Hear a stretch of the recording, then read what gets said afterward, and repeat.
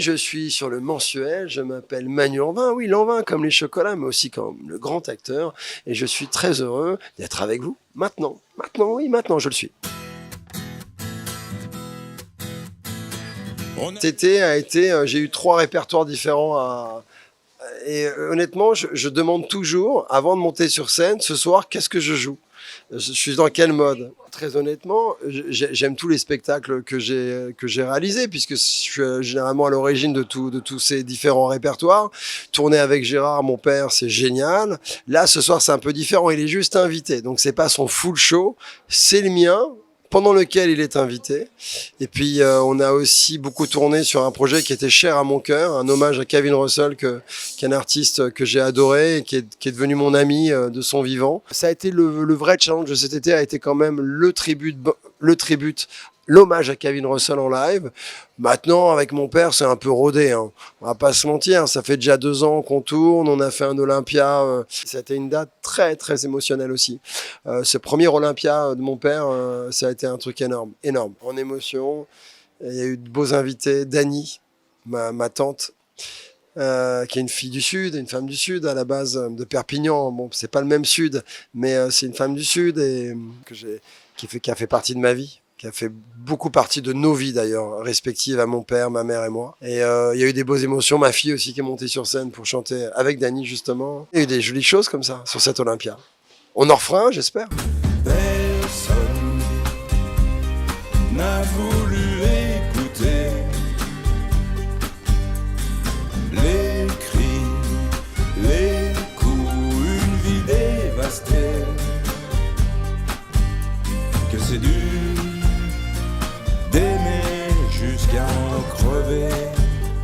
J'adore les challenges que procure chaque album. C'est un challenge, hein, tu sais, tu te fixes une ligne d'horizon. Vais-je y arriver ou pas? Qui j'embarque dans cette aventure? Quel musicien? Je crois beaucoup aussi, c'est peut-être l'âge, hein, je commence à avoir de l'âge maintenant, mine de rien, j'ai pris un peu d'âge. Je crois beaucoup aussi à tout ce qu'on cultive avec les uns et les autres, les intervenants sur un album, en dehors de l'enregistrement, en dehors de la scène. Je crois que lorsqu'une journée se passe bien, par exemple, du coup le concert se passera bien. Et d'ailleurs, il faut travailler sur soi-même, moi qui suis plutôt un mec plutôt nerveux à la base. J'essaye justement de vraiment de virer de chez moi toute contrariété la journée pour que le concert se passe de manière idéale. Se sont tous précipités, le grand jour du défilé, le grand jour du défilé, dans les rangs salutés. Mais quel autre choix pour tout faire basculer? Déjà, il y a eu une envie commune de le faire. Lui, effectivement, il avait des réserves, il pensait qu'il ne pouvait pas le faire. Donc c'était à moi de le convaincre que ça fonctionnait. Mais on y est allé pas à pas, parce que moi, j'étais pas non plus convaincu, hein, j'ai pas honte de le dire, qu'il pourrait tenir tout un album. On s'est essayé sur une chanson, et ça a été révélateur de cette possibilité-là, qu'il avait à interpréter ses propres mots. Attention, j'ai pas fait un album...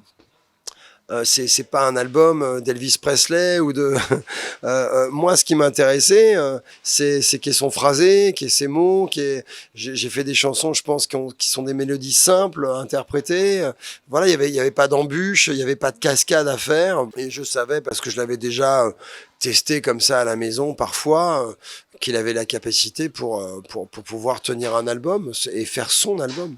Rien ne passe aussi vite que le temps.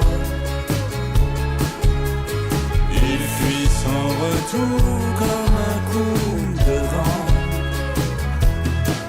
Il est l'ami qui travaille sans bruit, c'est lui le maître tout au long de nos vies, si fragiles. Je n'envisageais pas qu'on fasse de la scène, je voulais juste faire un album. C'était super déjà d'en être arrivé à un album. En fait, il y a eu un tel engouement sur l'album et une telle envie de certains promoteurs et coproducteurs, en l'occurrence c'était un coproducteur sur la première partie de la tournée, de faire tourner Gérard, de le tenter, qu'on s'y est essayé. En fait, on s'est enfermé au Magic Mirrors, qui est une salle au Havre voilà, on a quelques facilités à pouvoir y travailler. Je remercie d'ailleurs le Havre qui est top à chaque fois, il m'ouvre cet endroit qui est génial. Et on a pu essayer, on a tenté de monter un show et de voir ce que ça donnait. Et ça a été plutôt positif.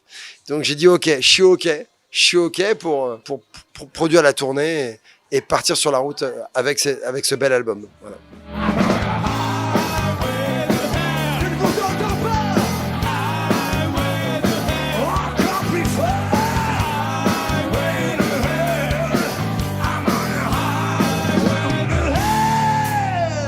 Je cumule les mandats. Tu peux le faire en musique.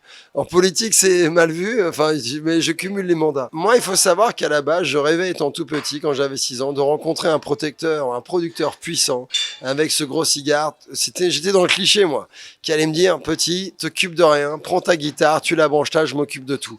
Et je me suis rendu compte, très vite en France, que ça allait pas se passer comme ça, parce que l'industrie de la musique avait beaucoup perdu de son hégémonie comme ça, économie, parce que ça a été un business de dingue. Le vinyle, le passage au CD aussi, ça a été énorme. Les mecs ont su qu'à ce moment-là, ils allaient pouvoir reproduire des choses, rééditer des choses. Ça a généré beaucoup d'argent. Et moi, je sais que c'est plus une période qui a commencé à être un peu tendue dans l'industrie musicale en France. Et j'ai vu que j'allais pas être aidé. Donc, en autodidacte, j'ai compris qu'il fallait savoir utiliser un studio d'enregistrement. Donc devenir ingénieur du son, ce que je suis devenu, devenir mixeur, de devenir compositeur, parce que faute de trouver des compositeurs qui peuvent aller là où j'ai envie d'aller, auteur, et puis après producteur du coup. Bah oui, parce que quand les maisons de disques savent pas le faire, il faut le faire. Et puis après, il y a plein de choses, community manager.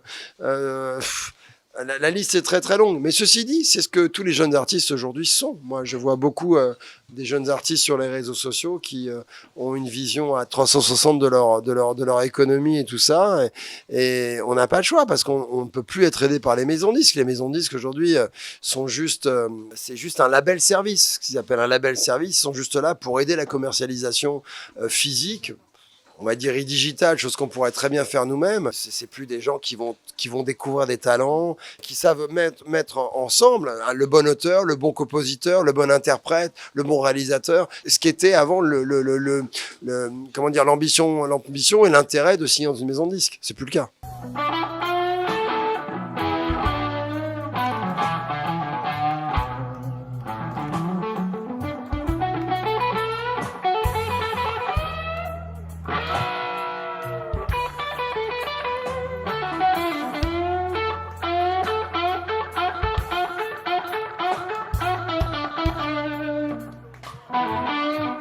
Septième album, là on va travailler le prochain. Voilà, on tourne comme des malades toujours, partout en Europe, en France beaucoup, mais aussi en Allemagne, en Pologne, dans les Balkans, en Espagne, en Angleterre, aux États-Unis, en Italie. Je m'amuse toujours autant.